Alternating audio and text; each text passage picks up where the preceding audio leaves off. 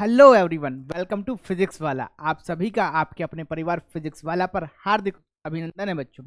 इस सेशन में हम पढ़ने वाले हैं अनुच्छेद लेखन और पत्र लेखन। बेटा यहाँ जो सेशन को बेटा यहाँ जो हम पढ़ने वाले हैं ना, ये आता है सीधे सीधे एग्जाम में 10 मार्क्स के लिए।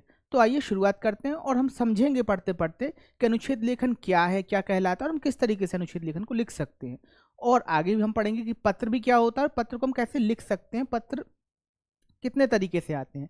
तो आइए बच्चों बढ़ते हैं आगे। सबसे पहले हम समझते हैं कि अनुच्छेद होता क्या है और अनुच्छेद लेखन किसे कहते हैं। तो देखिए परिभाषा है, किसी भी विषय पर अपने विचार, भाव, दृष्टिकोण को बड़ी ही रोचकता से लिपिबद्ध करना अनुच्छेद लेखन कहलाता है। अब देखो, किसी भी विचार या किसी भी भाव को लिपिबद्ध करना क्या कहलाता है? अनुच्छेद लेखन। और देखो अनुच्छेद लेखन में क्या महत्व रहता है, किस चीज़ का महत्व रहता है? तो अनुच्छेद अनुच्छेद लेखन में महत्व रहता है कि आपके विचार और आपके भाव में तारतम्यता हो और साथ ही साथ आपके शब्द सीमा का अनुपालन भी किया गया हो। यानी कि जितनी आपको वर्ड लिमिट दी गई है उतनी वर्ड लिमिट का को आपने माना हो, उससे ज़्यादा न लिखा हो। क्योंकि होता ये है कि विचार तो हमारे अंदर अनंत आते रहते हैं, हमारे विचार कम थोड़ी ना होते हैं। किसी भी विषय के बारे में आप सोचना शुरू कीजिए तो आप सोचते ही जाएंगे। तो इस तरीके से शब्द सीमा का अनुपालन करना भी अनिवार्य होता है। आइए बच्चों बढ़ते हैं आगे और इसकी विशेषताओं को देखते हैं कि अनुच्छेद लेखन की विशेषताएं कौन कौन सी हैं। तो देखिए सबसे पहले जो अनुच्छेद लेखन की विशेषताएं हैं उनमें प्रमुख है कि शब्द सीमा का अनुपालन करना चाहिए। दूसरी बात यह है कि एक ही बात को बार बार ना लिखें। मतलब देखो ऐसा ना लिखें कि गाय के 4 पैर होते हैं और फिर कहते हैं कि मैंने एक गाय पाली और उसके भी 4 पैर होते हैं। तो ऐसा ना करें, यानी कि एक बात या एक विचार को एक ही बार लिखें। ठीक है। फिर आगे क्या है कि विषय वस्तु से बिल्कुल हमें भटकना नहीं चाहिए। यानी कि जो भी हम लिख रहे हैं, हमें जैसा भी पॉइंट दिए गए हैं, हमें जैसे भी संकेत बिंदु दिए गए हैं उनके अनुसार ही हम लिखें, उनसे से भटके ना। अब देखो आगे क्या है बेटा, आगे है विषय वस्तु में तारतम्यता हो। यानी कि अपने विचार जो हैं, अपनी जो भावनाएं हैं, वो तारतम्यता के साथ हम प्रस्तुत करें। और सबसे आगे और सबसे महत्वपूर्ण बात क्या है कि जो विचार हैं, आपके जो भाव हैं, वो सरल भाषा में हो, भाषा बहुत क्लिष्ट ना हो। क्योंकि विचार क्लिष्टता क्या होता है कि जब भी एग्जामिनर पढ़ता है और जब उसे विचारों की क्लिष्टता दिखाई देती है, जो वाक्य संरचना वो बड़ी कठिन दिखाई देती है, तो फिर उसको नीरसता आने लगती है कॉपी चेक करने में। इसलिए वाक्य संरचना को छोटा रखें, छोटे छोटे वाक्यों का प्रयोग करें और सरल भाषा शैली रखें। अब देखो बच्चों एक चीज़ यहाँ ये भी समझ लो कि निबंध में और और अनुच्छेद लेखन में अंतर होता है। ये कई बार हम कंफ्यूज हो जाते हैं। कई बार लोग पूछते हैं कि सर निबंध और अनुच्छेद लेखन में कोई अंतर तो दिखाई नहीं पड़ता। तो बेटा अंतर होता है, आइए हम इसको समझ लेते हैं कि क्या अंतर होता है। तो देखिए सबसे पहले क्या होता है, अनुच्छेद में किसी विषय पर अपने चुने हुए विचारों को संक्षिप्त एवं सरलता पूर्वक लिखा जाता है। तो देखो भैया अनुच्छेद में क्या होता है कि जो आपके विचार हैं उन्हें संक्षिप्त में लिखा जाता है, वो भी किसी एक चुने हुए विषय पर। अब देखो निबंध में क्या होता है, विषय का विस्तार अपेक्षाकृत अधिक होता है। तो देखो निबंध में क्या होता है कि जब भी हम लिखते हैं ना, वो थोड़ा सा फैला के लिखते हैं, विस्तार में लिखते हैं, पर अनुच्छेद में हम संक्षिप्त में लिखते हैं। देखिए अगला क्या है बेटा, अगला अंतर प्रस्तावना, उपसंहार आदि बिंदुओं का अभाव होता है। यानी कि देखो जो शीर्षक और उपशीर्षक होता है इनका अभाव होता है। ये चीज़ हमेशा बेटा ध्यान रखना कि जब भी अनुच्छेद लिखें उसमें शीर्षक और उपशीर्षक इनका अभाव रहेगा। मतलब देखिए जो भी आप लिख रहे हैं उसका टाइटल तो आप देंगे, पर उसके बाद जो और टाइटल होते हैं, जैसे आपने प्रस्तावना दिए, फिर और कुछ विचार दिया और अंत में उपसंहार लिखा, ये सारी चीज़ें ना वो अनुच्छेद लेखन में नहीं होता है। तो इस बात को बेटा बहुत ध्यान रखना, बहुत सारे बच्चे ये गलती करते हैं। देखो अगला क्या है, और ये सारी चीज़ें निबंध में होती है, अनुच्छेद लेखन में नहीं होती। ठीक है बेटा, प्रस्तावना उपसंहार आदि निबंध में होता है, अनुच्छेद में नहीं होता है। अगला जो विचार है बेटा, अगला जो बिंदु उसको देख लेते हैं।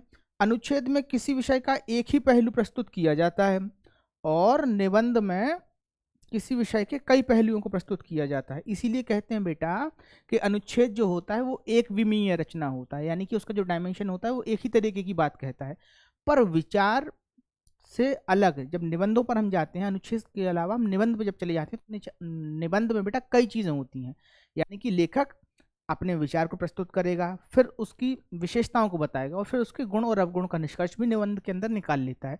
तो इस प्रकार से निबंध में जो हम शैली का प्रयोग करते हैं वो कई तलों पर काम करती है। तो इस प्रकार से बेटा हमने इस चीज़ को समझ लिया। आओ हम बढ़ते हैं आगे और देखते हैं कि सावधानियां कौन कौन सी हमको रखनी चाहिए? तो देखो, अनुच्छेद लेखन में जो प्रमुख सावधानियां हैं वो निम्न प्रकार से हैं कि शीर्षक और उपशीर्षक का उपयोग ना करें। देखो, शीर्षक और उपशीर्षक का मतलब ये नहीं कि जो जिस टाइटल को वो पूछ रहे हैं अनुच्छेद में आप वो ना लिखें, वो तो आपको लिखना ही है, पर उसके बाद आप जो दूसरे टाइटल्स होते हैं यानी कि जो उपशीर्षक होते हैं, जैसे आपने रूपलेखा लिख दिया, फिर उसके गुण दोष लिख दिए, तो ये नहीं लिखना है आपको, सीधा सीधा पैराग्राफ मोड में लिखना है उसको, जैसा पैराग्राफ हम लिखते हैं। फिर आगे देखिए क्या है, संकेत बिंदुओं का अनुपालन करना है। यानी कि देखो, होता क्या है कि आपको संकेत बिंदु दिए जाते हैं हमेशा, उनका आपको अनुपालन करना है कि कैसे हम उनका अनुपालन करते हुए लिखना है, बस यही इतना सा काम है। आगे देखिए क्या करना है, अनुच्छेद का अनावश्यक विस्तार नहीं करना है। देखो, होता क्या है कि कई बार अनुच्छेद का हम विस्तार कर देते हैं, मतलब हमें एक टॉपिक आता है और उसी से हमें अनुच्छेद लिखना आ गया, तो हम लगे हैं लिखने के लिए, अरे पेज भर देना है पूरा, पर ऐसा नहीं करना है। उतना ही लिखिए जितना अनिवार्य है, जितना कहा जाता है। क्योंकि देखो बच्चा, एक चीज़ यहाँ समझो एग्जाम पॉइंट ऑफ व्यू से, कि अगर 4 नंबर की कोई चीज़ आ रही है, 5 नंबर का कोई प्रश्न आ रहा है, तो आप उसको चाहे 1 पेज में लिखें चाहे 10 पेज में लिखें, वहाँ से नंबर मिलने वाले हैं 4। हाँ, आप ज़्यादा लिखेंगे तो आपको समय का भाव हो जाएगा कि भाई एक क्वेश्चन आता था, आपने उसको 10 मिनट दे दिए, तो 10 मिनट कहीं ना कहीं आपके एग्जाम में कम हो जाएंगे। उससे अच्छा है जितना हमें आ रहा है, जितना हमारा उचित उत्तर है, उतना हम लिखें और आगे बढ़ जाएं। वो जो हम कुछ समय बचा ले जाएंगे, वो एग्जाम में कहीं और काम में आएगा।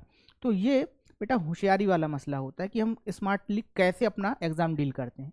अब देखो आगे क्या है, वर्तनी संबंधी अशुद्धियां ना करें। इस चीज़ को बेटा बहुत ध्यान रखना कि वर्तनी संबंधी अशुद्धियां बहुत हो जाती हैं, कभी कभी हम ध्यान नहीं रहता है तो हम वर्तनी संबंधी अशुद्धियां, जैसे स्पेलिंग्स की मिस्टेक है, विराम चिन्ह की गलतियां, ये सारी चीज़ें हमसे हो जाती हैं। तो इसका बहुत ध्यान रखें। और बेटा इसको दूर करने के लिए, लेखन संबंधी अशुद्धियों को दूर करने के लिए सबसे अच्छा उपाय यही है कि आप घर पर प्रैक्टिस करें, लगातार कुछ ना कुछ प्रैक्टिस करते रहें। तो बच्चों, बढ़ते हैं आगे और अब हम अपने एक उदाहरण को देखते हैं कि हम कैसे उदाहरण को हल करेंगे। तो एक बार उदाहरण पढ़ लीजिए बच्चों। अब देखिए क्या है उदाहरण में, कि निम्नलिखित में से किसी एक विषय पर संकेत बिंदुओं के आधार पर 150 शब्दों में अनुच्छेद लिखिए। तो देखो, कितने नंबर का आने वाला है, ये 5 नंबर का, और कितना लिखना है आपको, 150 शब्द। अब देखिए क्या है, छात्र अनुशासन एक अनिवार्य आवश्यकता, और इसमें कितने बिंदु लिखना है बेटा, 1 2 3 4, 4 बिंदु लिखना है। तो करीबन करीब, अब यहाँ एक चीज़ समझ लीजिए, देखो बेटा, अगर आपको 150 शब्द लिखना है, कितने, 150, तो इन 150 शब्द को डिवाइड कर लीजिए कि यहाँ कितने लिखना है, यहाँ कितने लिखना है, यहाँ कितने लिखना है, ठीक है। यानी कि देखो 150 शब्द ना आप 4 पॉइंट में डिवाइड कर लीजिए, एक में मुझे कितना लिखना है, दूसरे में कितना लिखना है, तीसरे में कितना लिखना है, और चौथे में कितना लिखना है। इन सारी चीज़ों को डिवाइड करके, जैसे मान के चलिए यहाँ हमने 30 लिख दिया, ठीक है, इंट्रोडक्शन जो होता है वो 30 वर्ड में के अंदर आ जाएगा आपका, तो हमने 30 शब्द यहाँ लिख दिए। फिर दूसरा जो हमें संकेत बिंदु क्या दिया है, अनुशासन की प्रथम पाठशाला, ठीक है। तो बच्चों यहाँ हमने तय कर लिया कि हमें कितने लिखना है, हमने मान के चलो 40 यहाँ लिख दिए, तो 40 से 70 हो गया। अब कितना बचा बेटा हमारे पास, फिर हमने सोचा कि भाई आगे क्या लिखना है, व्यक्तिगत एवं सामाजिक अनुशासन। तो देखो, हमेशा जब भी आप लिखें 2-3 चीज़ें हमेशा दिमाग के अंदर रख के लिखें कि जो भी आपको अनुच्छेद दिया गया है, जो भी आपका अनुच्छेद आया है, वो किस तरीके का है, क्या आप उसे लिख पा रहे हैं, और लिख पा रहे हैं तो कौन कौन से बिंदुओं पर आप ज़्यादा लिख पा रहे हैं, कौन कौन से बिंदुओं को आप कम लिख पा रहे हैं। जैसे मान के चलिए कि आप पॉइंट नंबर 1 को बहुत अच्छे से लिख पा रहे हैं, तो पॉइंट नंबर 1 को बहुत अच्छे से लिखें, और पॉइंट नंबर 2 में अगर आप कुछ चीज़ें छूट रही हैं तो उनको बिल्कुल सरलता से थोड़ा सा कम लिखें, और आने वाले पैराग्राफ में इसका लेंथ बढ़ा दें। तो इस तरीके से हम अपनी शब्द सीमा का अनुपालन करते हुए अच्छे नंबर प्राप्त कर सकते हैं।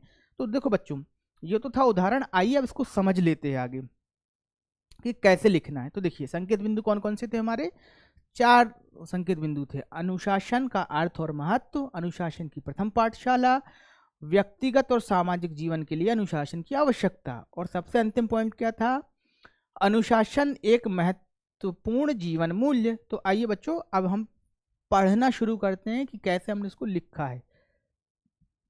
अनुशासन शब्द का अर्थ है शासन, अर्थात व्यवस्था के अनुसार जीवन यापन करना। यदि कोई व्यवस्था निश्चित की गई है तो उसके अनुसार जीना। यदि व्यवस्था निश्चित नहीं है तो जीवन में कोई नियम व्यवस्था या क्रम बनाना। अनुशासन जीवन को चुस्त दुरुस्त बना देता है।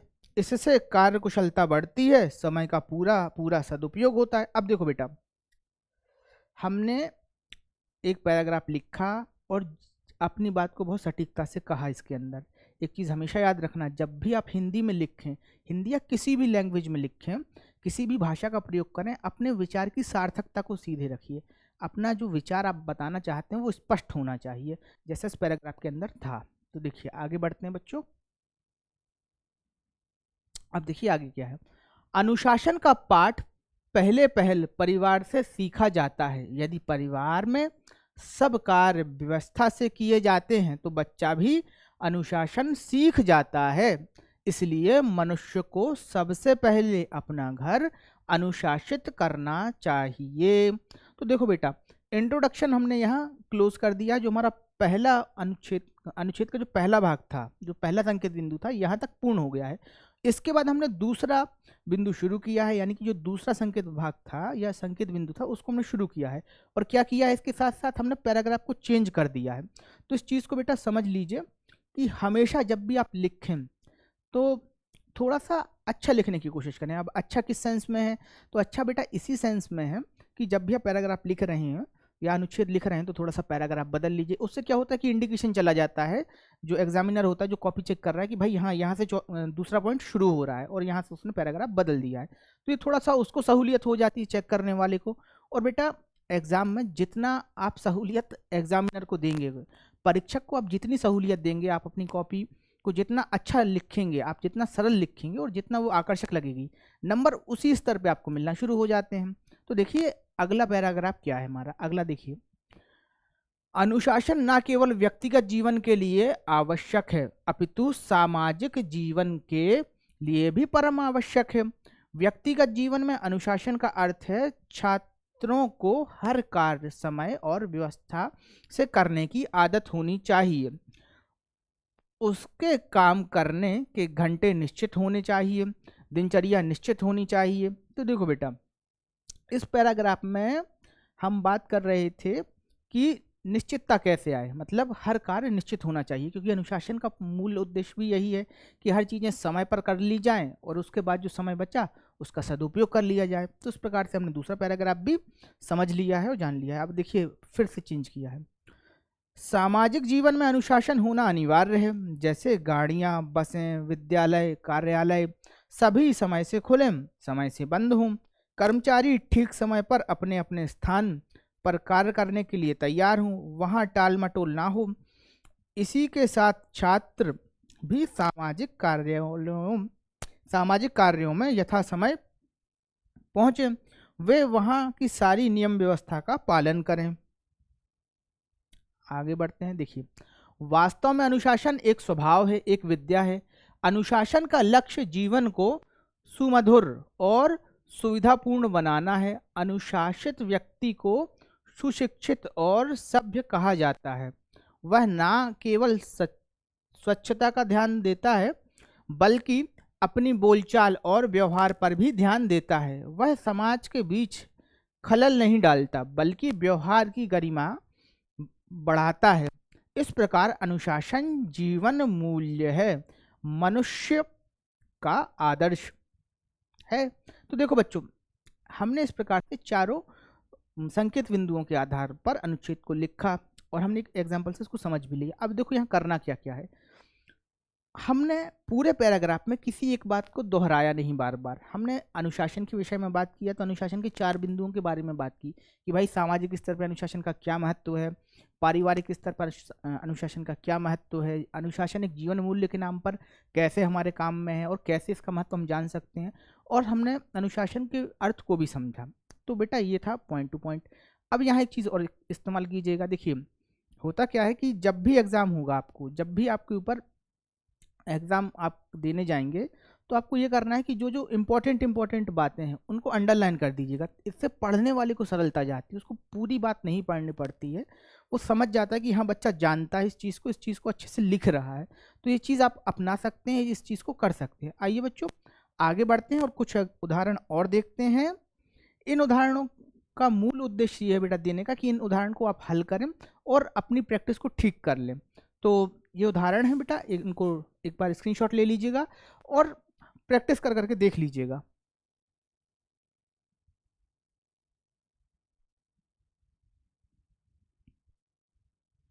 हाँ, अब देखिए बच्चों, जब हमने अनुच्छेद लेखन को समझ लिया है तो अब हम आते हैं पत्र लेखन की ओर, लेटर राइटिंग की ओर। तो देखिए, लेटर राइटिंग कोई नया विषय नहीं है आपके लिए। आप जब भी किसी भी भाषा को पढ़िएगा, चाहे हिंदी हो चाहे अंग्रेजी हो, पत्र लेखन आपको सबसे पहले सिखा दिया जाता है। आप कक्षा 5 और 4 से ही आप पत्र लेखन सीख जाते हैं। आपको छुट्टी के लिए आवेदन पत्र, स्थानांतरण के लिए आवेदन पत्र, तमाम चीज़ों के लिए आपको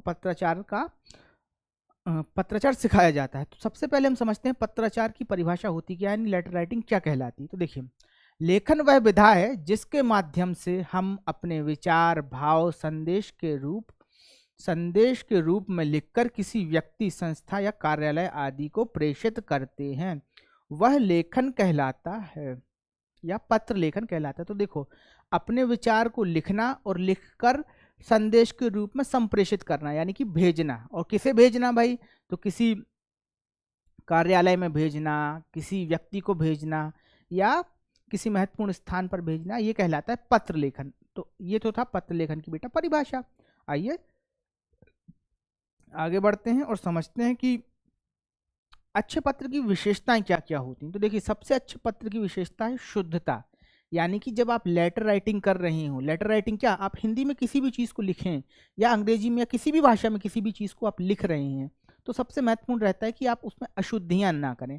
क्योंकि देखो, एग्जाम में जब आप लिखते हैं ना, तो हर क्वेश्चन का फिक्स नंबर होता है। अब मान के चलिए लेटर राइटिंग से आपको मिलने वाले हैं 5 नंबर और आपने 2 गलतियाँ कर दी, तो एग्जामिनर जो होता है बेटा, वो कुछ नंबर आपके काट लेगा और जहां आपको मिलने थे पूरे में से पूरे नंबर, अब उतने नहीं मिल पाएंगे। तो इसलिए अशुद्धियों से बचिएगा। लेटर में हमेशा, पत्र में हमेशा शुद्धता का बहुत ध्यान रखिएगा। फिर होता है स्पष्टता। देखिए, स्पष्टता, पत्रों में अपनी बात को स्पष्ट रूप से प्रस्तुत किया जाना चाहिए, यानी कि जिस उद्देश्य के लिए आप पत्र लिख रहे हैं, उस उद्देश्य को आप अपने पत्र में निर्देशित करें, आप अपने पत्र में प्रस्तुत करें कि भैया, अगर आप प्राचार्य के लिए पत्र लिख रहे हो छुट्टी के लिए कि भैया छुट्टी चाहिए, तो प्राचार्य महोदय से कहें कि प्राचार्य महोदय मुझे 2 दिन की छुट्टी देने की कृपा करें। तो इस प्रकार से आपको उसमें बताना पड़ता है पत्र में कि मैं इस पत्र का उद्देश्य क्या था, और वही उद्देश्य आपको स्पष्ट करना पड़ता है। आगे देखिए संक्षिप्तता। देखिए, संक्षिप्तता का अर्थ होता है अपनी बात को कम से कम शब्दों में कहना। तो पत्र के अंदर ये अनिवार्य गुण है कि पत्र हमेशा संक्षिप्त होना चाहिए, यानी कि बहुत बड़ा ना हो, ताकि पढ़ने वाले को उबाऊपन न लगे कि भाई यार इतना लंबा पत्र लिख दिया और काम की बात तो सिर्फ एक लाइन में है। तो संक्षिप्त शब्दों में अपनी बात कहना है। आगे देखिए सरलता।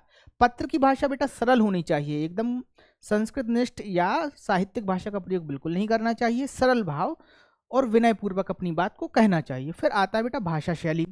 तो भाषा शैली की विशेषता क्या है पत्र के अंदर? भाषा शैली पत्र के अनुकूल होना चाहिए। तो देखिए, पत्र के अनुकूल अब ये डिपेंड करता है कि पत्र कौन से तरीके का आप लिख रहे हैं, उस तरीके से आपकी भाषा शैली बदलती जाएगी। जैसे आप सरकारी पत्र लिख रहे हैं तो उसकी भाषा शैली अलग प्रकार की होती है। आप किसी स्वजन को पत्र लिख रहे हैं, बेटा स्वजन मतलब हमारे लोग, यानी कि हमारे जिनसे संबंध हो, जैसे पिता है, भाई है, दोस्त है, आप इनको पत्र लिख रहे हैं तो इनकी भाषा शैली अलग होगी। जिसे हम बेटा आगे हम समझेंगे इन चीज़ों को कि भाषा शैली को कैसे लिखना है, पत्र में भाषा शैली किस प्रकार से प्रयोग करना है। तो ये बेटा प्रमुख विशेषताएं थी जो अच्छे पत्र में लिखने में हमें काम में आती हैं। चलिए बच्चों बढ़ते हैं आगे। अब हम जानते हैं कि पत्र लेखन के प्रकार कितने होते हैं, यानी कि पत्र के प्रकार कितने। तो देखो बेटा, मूलतः पत्र के माने जाते हैं 2 प्रकार, एक औपचारिक पत्र, एक अनौपचारिक पत्र। तो अब हम समझते हैं कि औपचारिक पत्र क्या कहलाता है। तो देखिए, वे पत्र जिनका प्रयोग प्रशासनिक, व्यापारिक एवं कार्यालयीन संवाद के लिए किया जाता है, औपचारिक पत्र कहलाते हैं। कौन कौन से पत्र भैया? जिनका उपयोग व्यापारिक संवाद के लिए किया जाए, प्रशासनिक संवाद के लिए किया जाए और कार्यालयीन संवाद के लिए किया जाए, वो सारे क्या कहलाते हैं? औपचारिक पत्र। इसको हम एक बहुत सरलता से भी समझ सकते हैं कि वे जिनसे हमारे निजी संबंध नहीं है, जिनसे व्यवहारिक संबंध है, कि भाई सर जी हैं, या स्कूल में हमारे जो संबंध है, हमारे जो शिक्षक, उनसे हमारे व्यवहारिक संबंध है, यानी कि कार्यकाल से जुड़े हुए संबंध है। तो वहाँ जो हम पत्र लिखेंगे वो पत्र कौन सा कहलाएगा? औपचारिक पत्र। तो देखिए औपचारिक पत्र के प्रकार कौन कौन से होते हैं, जैसे कार्यालयीन पत्र हो गया, सरकारी पत्र हो गया, संपादकीय पत्र हो गया, प्रार्थना पत्र और आवेदन, और व्यावसायिक पत्र भी होते हैं। तो बेटा इसके बहुत सारे प्रारूप होते हैं, मूलतः प्रारूप ये हैं जिनसे अभी तक हम परिचित हो चुके हैं। अब देखिए बात करते हैं अनौपचारिक पत्र की कि अनौपचारिक पत्र क्या होता है। तो देखिए वे पत्र जिनका उपयोग निजी संबंधों के लिए किया जाता है। अनौपचारिक पत्र कहलाते हैं। देखो औपचारिक यानी कि जो काम के कारण लिखे जाए, आपको किसी से कोई कार्य है आपने लिखा, आपको किसी से अनुमति चाहिए आपने लिखा, आपको अपनी रचना प्रकाशित कराना है इसलिए आपने संपादक को पत्र लिखा। तो ये तमाम तरीके के पत्र जो हमारे कार्य व्यवहार से जुड़े हैं, ठीक है, वो कहलाते हैं औपचारिक पत्र। पर इसके विपरीत वे पत्र जो हमारे निजी जीवन से जुड़े हैं, जैसे किसी को शुभकामनाएं देना है, अपने पिताजी को पत्र लिखना है, तो ये सारी चीजें कहलाती हैं अनौपचारिक पत्र। और इनके प्रकार कौन कौन से हैं, तो देखिए मित्र को पत्र, सगे संबंधियों को पत्र, शुभकामनाएं, निमंत्रण पत्र आदि। तो बेटा इस प्रकार से हमने पत्रों के प्रकार को समझा। अब देखो बढ़ते हैं आगे और समझते हैं कि पत्रों का प्रारूप क्या होता है। तो सबसे पहले हम समझ रहे हैं औपचारिक पत्र का क्या प्रारूप है, यानी कि जब भी आपको औपचारिक पत्र लिखना है तो कैसे लिखना है। सबसे पहले देख लीजिए, देखिए आपको शुरुआत यही से करनी है, सेवा में या प्रति। अब इसका अंतर समझ लीजिए। देखिए अगर आप विद्यालय में पत्र लिख रहे हैं, ठीक है, तो आप सेवा में लिखेंगे। आप कार्यालयीन पत्र या सरकारी पत्र लिख रहे हैं तो सेवा में लिखेंगे। लेकिन अगर आप संपादकीय पत्र लिख रहे हैं या संपादक को पत्र लिख रहे हैं, किसी ऐसे से पद नाम पे पत्र लिख रहे हैं जो यूजुअली आप नहीं लिखते, सामान्यतः आपको नहीं लिखने की जरूरत पड़ेगी, तो अब आप वहां लिखेंगे प्रति, ठीक है। फिर यहाँ आपको पद नाम लिखना पड़ता है कि भाई आप किसको पद लिख रहे हैं। जैसे आप प्राचार्य महोदय को लिख रहे हैं तो आप लिखेंगे चार्य, ठीक है। आप कक्षा शिक्षक को लिखेंगे तो कक्षा शिक्षक लिखेंगे। आप जिसका भी पत्र लिखेंगे, जिसको भी पत्र लिखेंगे उसका पद नाम यहाँ डालेंगे दूसरी लाइन में। फिर आगे बढ़ेंगे और फिर डालेंगे संस्था का नाम। अब संस्था का नाम क्या है भाई, स्कूल के लिए पत्र लिखेंगे तो स्कूल का नाम डालिएगा, स्कूल में कौन सी संस्था, यानी कि आप केंद्रीय विद्यालय में पढ़ रहे हैं या किस प्रकार के विद्यालय में आप पढ़ रहे हैं उसका नाम आपको डालना है। फिर स्थान, भाई वो कहाँ है, मान के चलिए आप जिस भी स्कूल में पढ़ने जा रहे हैं जहाँ भी वो है उसका आपको नाम लिखना पड़ेगा। और फिर आपको विषय लिखना पड़ेगा कि भाई क्यों लिख रहे हैं आप औपचारिक पत्र, छुट्टी के लिए है, प्रकाशन के लिए है, किस चीज़ के लिए, किस कारण से आपने पत्र लिखा है उसको आपको यहाँ मेंशन करना पड़ेगा, ठीक है। अब जैसे मान के चलिए मैंने छुट्टी के लिए पत्र लिखा तो मैं क्या लिखूंगा कि छुट्टी के लिए आवेदन पत्र, ठीक है। और सबसे बाद में देखिए जब हमने इतना पूरा पॉइंट कवर कर लिया तब हम पहुंचेंगे हमारे मुख्य विषय पर कि भाई हमें लिखना क्या था पत्र में। तो उससे पहले हमें देख लीजिएगा पत्र में हमेशा महोदय या महानुभाव लिखा जाता है, ये डिपेंड करता है कि आप किसे पत्र लिख रहे हैं, ठीक है। फिर उसके बाद यहाँ पर अपना विषय लिखेंगे, पत्र का जो मूल कंटेंट है यानी कि जो मूल प्रस्तुति है पत्र की वो आप इस लाइन में लिखेंगे महानुभाव या महोदय के बाद में। और सबसे अंत में आप लिखेंगे भवदीय या भवदिया। अब देखो बेटा भवदीय मतलब जो पत्र भेजता है यानी कि पुरुष लिंग के लिए, और भवदिया मतलब स्त्रीलिंग के लिए हम इसका प्रयोग करेंगे। हाँ अब यहाँ बेटा दो तीन चीज समझ लो। अगर प्रश्न में आपसे कहा जाए कि आप सोनू शर्मा हैं तो आप सोनू शर्मा बनकर पत्र लिखेंगे और अंत में आप अपना नाम भी सोनू शर्मा डालेंगे। पर यदि नहीं कहा जाता है तो बिल्कुल मत डालिएगा, क्योंकि इससे कोई फायदा तो नहीं होगा। हाँ हो सकता है कि आपके नंबर जरूर कट जाएं, तो इस चीज़ का ध्यान रखना है, क्योंकि यहाँ से बेटा फिक्स नंबर मिलने वाले हैं। ज़्यादा हमको मेहनत नहीं करना है, यहाँ से केवल चीज़ों को समझना है। तो इस बात को अच्छे से समझ लीजिए कि अगर नाम डालने के लिए कहा जाए तभी नाम डालिएगा, अनावश्यक नाम बिल्कुल मत डालिएगा। और जो नाम डालने के लिए कहा जाए वही नाम डालिएगा, आप अपना ओरिजिनल नाम मत डाल दीजिएगा। अगर प्रश्न में कहा जाता है कि आप सोनू शर्मा हैं तो आप सोनू शर्मा बन के नाम लिखिएगा। आपसे कहा जाता है कि आप विमल कुमार हैं तो आप विमल कुमार बन के लिखिएगा, ठीक है बच्चों। ये बात समझ में आई और इस बात को बेटा ध्यान भी रखना। चलो बढ़ते हैं आगे और अब हम एक पत्र का सैंपल देखते हैं, एक पत्र का उदाहरण देखते हैं कि कैसे पत्र लिखा जाता है। तो देखिए अपने आर्थिक कारणों का उल्लेख करते हुए प्रधान आचार्य को छात्रवृत्ति हेतु पत्र लिखिए। देखिए सेवा में प्रधानाचार्य, केंद्रीय विद्यालय रजतपुरम सागर उत्तर प्रदेश। विषय छात्रवृत्ति हेतु प्रार्थना पत्र। अब देखो बेटा, सबसे पहले हमने संबोधन दिया है कि भाई सेवा में हमारी जरूरत है, तो अब सेवा में तो होना ही पड़ेगा भाई। फिर पद नाम दिया है कि किसको हम पत्र लिख रहे हैं, प्राचार्य या प्रधानाचार्य महोदय को लिख रहे हैं। फिर क्या लिख रहे हैं, केंद्रीय विद्यालय, यानी कि स्कूल कौन सा है, केंद्रीय विद्यालय। फिर उसके नीचे क्या है, उसका पता लिखा है, और हमने विषय लिखा है कि छात्रवृत्ति हेतु प्रार्थना पत्र। देखो बेटा, ये लिखना क्यों जरूरी है, इस चीज को समझ लीजिए। हमेशा एक कार्यालय में, एक संस्था में कई तरीके के पत्र आते हैं। अब कौन सा पत्र का अधिकार किसके पास है, कौन सा पत्र पर कौन कार्रवाई करेगा, ये तय होता है पहले से। पर पत्र उस स्तर तक पहुंचे, उस जगह तक पहुंचे, इसलिए उस पर विषय डाल दिया जाता है कि छात्रवृत्ति वाला मसला है तो प्रधानाचार्य देखेंगे, कोई कार्यालयीन मसला है तो वो लिपिक देखेगा। इस तरीके से उसकी कैटेगरी डिवाइड होती है। तो उसी के तहत आपको इसलिए लिखना अनिवार्य हो जाता है कि भाई विषय जब तक नहीं लिखेंगे तब तक आपका पत्र सही स्थान पर पहुंच रहा है या नहीं पहुंच रहा है, इसकी क्या गारंटी, तो उसको ध्यान में रखिएगा। अब देखिए आगे बढ़ते हैं। फिर क्या है, महोदय, सविनय निवेदन है कि मैं आपके विद्यालय में कक्षा 10वीं बी में अध्ययनरत हूँ। मेरे पिताजी की आर्थिक स्थिति अच्छी नहीं है, इसलिए वे विद्यालय के शुल्क का भार वहन, बेटा वहन मतलब होता है उठाना, भार वहन करने में असमर्थ हैं। अपनी पिछली कक्षा में मेरा शैक्षणिक प्रदर्शन अत्यंत उत्कृष्ट रहा है। खेल कूद व अन्य प्रतियोगिताओं में मैंने अनेक पदक प्राप्त किए हैं।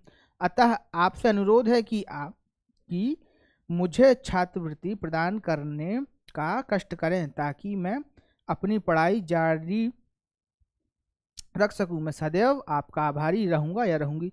अब देखो बेटा, ये था पत्र का एक प्रारूप। सबसे अंत में आपको क्या लिखना है, आपकी या आपका आज्ञाकारी शिष्य या शिष्या, फिर आपकी कक्षा और दिनांक।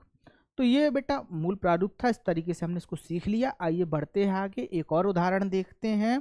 और इस बार जो हम उदाहरण देखने वाले हैं वो क्या है बेटा, एक प्रशासनिक पत्र का उदाहरण देखेंगे। अब देखिए समझते हैं कि पहले पत्र लिखना क्या है और किसे लिखना है। अपने आसपास पड़ती गंदगी की निगरानी करने की प्रार्थना करते हुए नगर निगम अधिकारी को पत्र लिखें। अब देखिए, तो देखिए हमने शुरुआत कहाँ से की है, A12/13 सेक्टर 53 गाजियाबाद। तो देखो बेटा, पत्र में आपको पता भी लिखना होता है, पर यह निर्भर करता है कि पत्र का प्रारूप क्या है और आप पत्र किसे लिख रहे हैं। जैसे हम नगर निगम को पत्र लिख रहे हैं तो नगर निगम के अंदर कई मोहल्ले कई वार्ड आते हैं, इसलिए आपको बताना पड़ेगा कि आप एग्जैक्ट किस जगह की बात कर रहे हैं। इसलिए आपको पत्र में आपका पता आपको लिखना पड़ेगा। तो ये बात बेटा, इसीलिए हमने यहाँ पता लिखा है। ये हर जगह नहीं करना होता है, लेकिन पत्र की अनिवार्यता को देखकर कि क्या पता लिखने की ज़रूरत है तो आप लिखिए, और पता लिखने की ज़रूरत नहीं तो बेटा बिल्कुल मत लिखिए। ये प्रश्न पर निर्भर करता है और प्रश्न पर भी उसकी आवश्यकता पर। तो इस बात को बेटा ध्यान रखिएगा। ये छोटी छोटी बातें पर काम में बहुत आती हैं, क्योंकि सीख जाएंगे तो नंबर बच जाते हैं, अच्छे खासे नंबर आ जाते हैं, और अगर चूक जाते हैं तो फिर नंबर कटते भी हैं। तो देखिए आगे बढ़ते हैं। सेवा में वही संबोधन, पदनाम और एड्रेस। तो देखिए क्या है सेवा में, नगर निगम अधिकारी सेक्टर 53 गाजियाबाद। विषय बेटा लिखना हमेशा मस्ट होता है, ठीक है। आसपास के क्षेत्र में गंदगी को दूर करवाने हेतु पत्र। महोदय, मैं आपका ध्यान सेक्टर 53 तथा आसपास के इलाकों में फैली गंदगी की ओर आकर्षित करना चाहूँगा। यहाँ जगह जगह गंदगी के ढेर लगे हैं तथा गलियों में यहाँ वहाँ कूड़ा सड़ रहा है। सफाई कर्मचारी सप्ताह में एक बार भी सफाई नहीं करते तथा नगर निगम की गाड़ियाँ बहुत समय से दिखाई नहीं पड़ती। चारों तरफ मक्खियाँ, मच्छर तथा बदबू का साम्राज्य है। यह स्थिति महामारी का कारण भी हो सकती है। आपसे अनुरोध है, आप इस विषय में अवश्य कार्यवाही करेंगे। धन्यवाद। और भवदीय मतलब कौन पत्र भेज रहा है उसका नाम, ठीक है। तो बेटा ये था सैंपल। अब यहाँ देखो इंपॉर्टेंट चीज़ क्या है जो आपको समझना है, और इसका प्रैक्टिस भी कर लीजिएगा बेटा समझने के बाद, क्योंकि पत्र लेखन ऐसा विषय है जब तक आप लिखेंगे नहीं तब तक आपको आएगा नहीं, और एक बार आ गया तो फिर आप इसको कभी भूल नहीं सकते हैं। तो अनुरोध है कि बेटा इसको लिख कर प्रैक्टिस कीजिएगा। हमने पत्र के फॉर्मेट को पूरा पूरा जो पत्र का प्रारूप होता है बेटा हमने उसको फॉलो किया था। सेवा में लिखा, फिर उसके बाद पदनाम लिखा, पता लिखा, विषय लिखा, फिर संबोधन लिखा महोदय जी। उसके बाद अपना जो मेन कंटेंट होता है पत्र का कि भाई पत्र में हमें क्या बात कहनी है, हमने उस बात को लिखा। देखो संक्षिप्त रूप में भी लिखा है हमने, जो हमने बात कही थी वो सारी हमने फॉलो की है कि स्पष्टता भी है, संक्षिप्तता भी है, सरल भाषा शैली भी है, बात का प्रस्तुतिकरण भी अच्छा है, विनम्रता भी है, और हमने अपनी बात को कम समय में कह भी दिया है। तो इस प्रकार से बेटा ये पत्र का प्रारूप था। इस तरीके से हम पत्र लिखना सीख गए। और पत्र कौन सा, अभी बेटा औपचारिक पत्रों पर बात हुई है, अब बात करते हैं अनौपचारिक पत्रों का क्या प्रारूप होता है। तो देखिए अब हम बात करने वाले हैं अनौपचारिक पत्र के प्रारूप पर। तो और अनौपचारिक पत्र में सबसे पहले आप पता लिखेंगे, उसके बाद भाई दिनांक लिखेंगे यानी कि तारीख लिखेंगे, फिर आप संबोधन लिखेंगे। अब संबोधन में क्या, आप किसको पत्र लिख रहे हैं, अगर पिताजी को पत्र लिख रहे हैं तो सम्माननीय पिताजी लिखेंगे।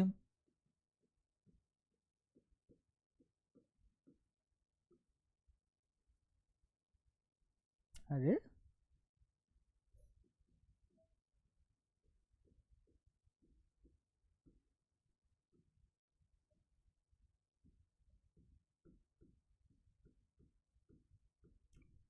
पिताजी लिखेंगे, अगर मित्र को लिख रहे हैं तो प्रिय मित्र लिखेंगे। जिस भी व्यक्ति को आप पत्र लिख रहे हैं और उसका संबंध आपसे किस प्रकार से है उस प्रकार से आप उसका संबोधन देंगे, उसका नाम उस संबोधन के साथ जोड़ेंगे, ठीक है। फिर उसका अभिवादन भी करेंगे बेटा। अब अभिवादन कैसे करेंगे, अगर पिताजी हैं तो चरण स्पर्श करना है, ठीक है। अगर माताजी हैं तो तब भी चरण स्पर्श करना है, और दोस्त है तो परम स्नेह से लिखना है कि भैया परम स्नेह पूर्वक मैं आपको याद करता हूँ। तो इस प्रकार से बेटा अभिवादन देना है। फिर उसके बाद आपको अपना मेन कंटेंट लिखना है कि भाई आशा करते हैं कि परिवार में सब ठीक होगा, मैं यहाँ अच्छे से पढ़ रहा हूँ और बोर्ड परीक्षाएं पास में आ चुकी हैं तो उनकी तैयारी भी जोरदार तरीके से चल रही है। इस बार आशा है कि मैं पूरे प्रदेश में टॉप करूँगा। तो इस तरीके से आप अपना मेन कंटेंट लिखेंगे और सबसे अंत में लिखेंगे बेटा संबोधन वाक्य। अब ये क्या बला होती है भाई, तो देखो जब आपने पत्र लिख दिया, सारी बात आपने पत्र में लिख दी, तो अंत में आपको लिखना पड़ता है कि आपका प्यारा बेटा है तो बेटा, आपका परम स्नेही मित्र है तो मित्र, आपका बाल सखा, इस तरीके से एक संबोधन दिया जाता है, तो वो आपको लिखना होता है बेटा। और यहाँ एंड में आप अपना नाम लिख सकते हैं। तो इस प्रकार से बेटा पत्र लिखा जाता है। ये अनौपचारिक पत्र का प्रारूप था। आइए अब हम एक प्रश्न के माध्यम से समझ लेते हैं कि अनौपचारिक पत्र को वास्तविकता में कैसे लिखा जाता है। प्रारूप तो हमने समझ लिया, अब इसे एक उदाहरण के माध्यम से हम अपने कॉन्सेप्ट को और स्ट्रॉन्ग बना लेते हैं। तो देखिए पत्र क्या है, आपका मित्र पढ़ाई में बहुत अच्छा है लेकिन किताबी कीड़ा बनकर रह गया है। उसे अन्य गतिविधियों में सक्रिय होने की आवश्यकता और लाभों के विषय में बताते हुए लगभग एक पत्र लिखिए। तो देखिए फॉर्मेट बेटा वही फॉलो करेंगे। सबसे पहले हमने एड्रेस डाला, ठीक है, फिर हमने प्लेस डाला, फिर तारीख। तो देखो बेटा तारीख एग्जाम का तारीख डालिएगा। यहाँ कौन सा तारीख डालना है, जो एग्जाम जिस दिन आप एग्जाम देने जाएं उस दिन का ही तारीख डालिएगा। ये डिपेंड करता है, ठीक है। अगर प्रश्न में तारीख दिया है तो ठीक है, पर प्रश्न में अगर तारीख नहीं है तो वही तारीख डालिएगा जो एग्जाम में दिया है या जिस दिन आप एग्जाम देने जा रहे हैं, ठीक है। प्रिय मित्र गोलू, मैं कुशलता पूर्वक हूँ, विश्वास है कि आप भी प्रसन्न चित्त होंगे। तुम्हारा पत्र मिला, पढ़कर मुझे बहुत खुशी हुई कि तुमने 9वीं कक्षा के सभी वर्गों में विद्यालय में प्रथम स्थान प्राप्त किया है। इसके लिए मैं तुम्हें बहुत बहुत बधाई देता हूँ। मैं तुम्हारी कर्मठता से बहुत वाकिफ़ हूँ कि तुम हमेशा इधर उधर की बातों में ध्यान ना देकर अध्ययन में ही संलग्न रहते हो, ताकि लेकिन मैं समझता हूँ कि किताबी ज्ञान के साथ पाठ्य सहगामी क्रियाओं एवं पाठ्येतर गतिविधियों में सक्रिय प्रतिभागी होना अत्यंत आवश्यक है, जैसे त्वरित भाषण, वाद विवाद प्रतियोगिता, खेल प्रतियोगिता, प्रश्नोत्तरी, नाटक आदि। इससे हमारा न केवल शारीरिक विकास होगा बल्कि मानसिक विकास भी होगा। हमारे अंदर गतिविधियों से संबंधित विभिन्न प्रकार के शैक्षणिक कौशल भी विकसित होंगे। अतः मैं आशा करता हूं कि तुम किताबी ज्ञान के साथ साथ विभिन्न प्रकार की गतिविधियों में सक्रिय होकर प्रतिभागिता करोगे। माता पिता को मेरा सादर प्रणाम और संगीता को स्नेह आशीर्वाद कहना। तो देखो बच्चा, फिर उसके बाद आपको तुम्हारा मित्र यानी कि लिखना है और अंत में अपना नाम लिखना है। तो इस चीज़ को समझ लो बेटा, हमने एक पत्र लिखना था, एक मित्र को दूसरे मित्र के लिए पत्र लिखना था, और इस पत्र में ये बात बताना था कि पढ़ाई लिखाई तो जरूरी है ही, साथ ही साथ पढ़ाई लिखाई के साथ जो सहगामी क्रियाएं होती हैं, जो पाठ्येतर क्रियाएं हैं, जैसे वाद विवाद है, प्रतियोगिताएं हैं, भाषण है, ये सारी चीज़ें जरूरी होती हैं और ये जरूरी वास्तविकता में होती हैं। आपके व्यक्तित्व का जो विकास होता है इन्हीं सारी चीज़ों से मिलकर बनता है। हमारा व्यक्तित्व केवल एक विमीय नहीं होता है, बहुविमीय होता है, यानी कि हमारा व्यक्तित्व केवल एक चीज़ के योगदान से नहीं बनता, कई चीज़ों के योगदान से बनता है। तो उन्हीं चीज़ों को सीखना चाहिए, सारी चीज़ों को समझना चाहिए और अपने व्यक्तित्व को व्यापक और विशाल बनाना चाहिए। तो इस प्रकार से बेटा हमने इस उदाहरण को समझा, हमने अनौपचारिक उदाहरणों को समझ लिया। अब बेटा आपके लिए कुछ प्रश्न हैं, इन प्रश्न का स्क्रीनशॉट ले लीजिएगा, इनका प्रैक्टिस कीजिएगा और कमेंट करके बताइएगा कि कहाँ दिक्कत आपको गई है, किस तरीके से आपने इसको लिखा है, और हम इसको फटाफट एक बार अभ्यास भी कर लेंगे। और अगर आपको कोई दिक्कत आती है तो हम उसको बता भी देंगे कि भाई इसको इस तरीके से नहीं, किस तरीके से आपको लिखना है। तो इस प्रकार बेटा हमने ना पत्र लेखन और अनुच्छेद लेखन को सीख लिया है। अब आप बहुत सारी प्रैक्टिस कीजिएगा, क्योंकि देखो बेटा, पत्र लेखन और अनुच्छेद लेखन दोनों चीज़ें अभ्यास का विषय है। जितना आप लिखेंगे उतना ही अच्छा आप लिख पाएंगे और उतने ही अच्छे नंबर आपको मिलेंगे यहाँ से। तो अभ्यास कीजिए और तब तक के लिए बने रहिए पीडब्ल्यू परिवार के साथ। धन्यवाद।